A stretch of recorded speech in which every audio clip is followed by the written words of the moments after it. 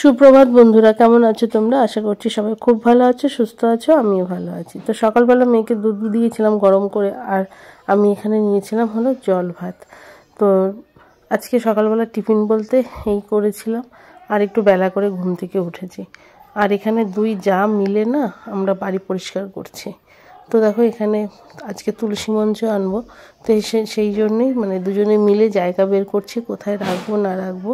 তো ওরও আজকে সেরকম কোনো কাজের চাপ নেই, তো আমি একটু সামনেটা পরিষ্কার করে নিচ্ছি। একদম জঙ্গল হয়ে গেছে, তারপরে যে মিস্ত্রি কাজ হয়েছে ধুলো বালি ভর্তি ছিল, তো একদমই সমস্ত কিছু পরিষ্কার করে নিচ্ছে। আর এখানে দেখো সব ভেজা ন্যাকড়া দিয়ে স্ল্যাবগুলোর ওপরে বসার জায়গাগুলোর ওপরে রেখে দিয়েছি। আর এখানে দেখো একটু ফুলের টবগুলো যেগুলো বেশ সুন্দর ফুল ফোটে সেইগুলো এখানটায় সাজিয়ে রাখছি। তো আমি আর আমার যা, আর তার সঙ্গে যার ছেলেও হেল্প করছে। আর এখানটায় সমস্ত কিছু তুলে দিলাম, তো জায়গাটা কিন্তু অনেকটা বেড়ে গেল, অনেকটা ফাঁকা হয়ে গেল, আর দেখতেও বেশ ভালো লাগছে। আর এখানে কথা বলতে বলতে দুজনে মিলে ঝগড়া করছি। দেখো ও একটা বলছে আমি একটা বলছি, এই নিয়ে দুজনের মধ্যে বেঁধে গেল ঝগড়া। তো যাই হোক, ঝগড়াটা আর বেশিক্ষণ ছিল না। তারপর আমি এখানে ঝাড় দিয়ে পরিষ্কার করে নিলাম। তো দেখো জায়গাটা কিন্তু একদম ফাঁকা হয়ে গেছে, আর দেখতে বেশ সুন্দরও লাগছে। আর যত হাবিজাবি নোংরা যা ছিল সমস্ত কিছু ফেলে দিলাম।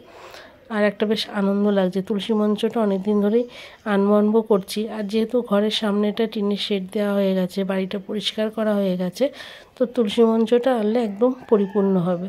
তো দেখতে বেশ ভালো লাগছে দেখো। আর এখানে জল দিয়ে ধুয়ে দিলাম, তো এখনও বালি বালি যায়নি। তো ঘরে এসে তারপরে এখন দেখলাম ঘড়িতে বাজে 10টা। তো একটু চা চিড়ে, আর এখানে তোমাদের দাদাভাইও বসে রয়েছে, বিছানাপত্র কিচ্ছু তুলিনি, আর ও এখানে বসে রয়েছে, নদীতে গেছিলো স্নান করতে। আর এখানে দেখো যে গাছের যে ফুলে যে মানি প্ল্যান্টের গাছগুলো ছিল সব জানলায় রেখে দিই। রান্না করবো হলো চিকেন, এখানে ধুয়ে লবণ হলুদ তারপরে তোমার তেল সমস্ত কিছু দিয়ে মাখিয়ে রেখেছি। আর যে কড়াইতে আলুটা ভাজা করেছিলাম, তো তেলের মধ্যে জিরে ফোড়ন দিয়েছি। আর এই যেখানে দেখো আলুগুলো লাল লাল করে ভেজে নিয়েছি। ওই যে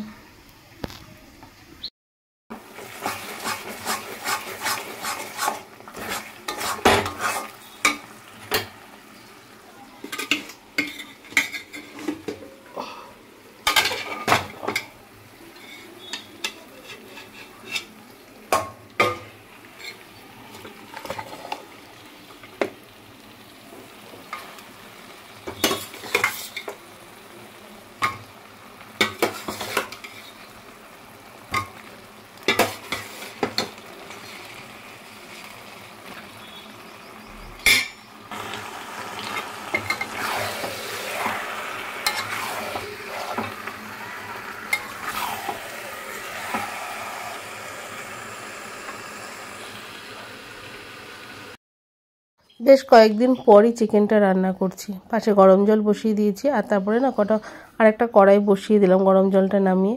তো কটা পটল ছিল ফ্রিজে, সেই পটলগুলোকে একটু ভেজে ফেলবো। আর পটলগুলো একটু পেকে পেকে গেছিলো, আর আমার মেয়ে না পাকা পটল খেতে ভীষণ ভালোবাসে।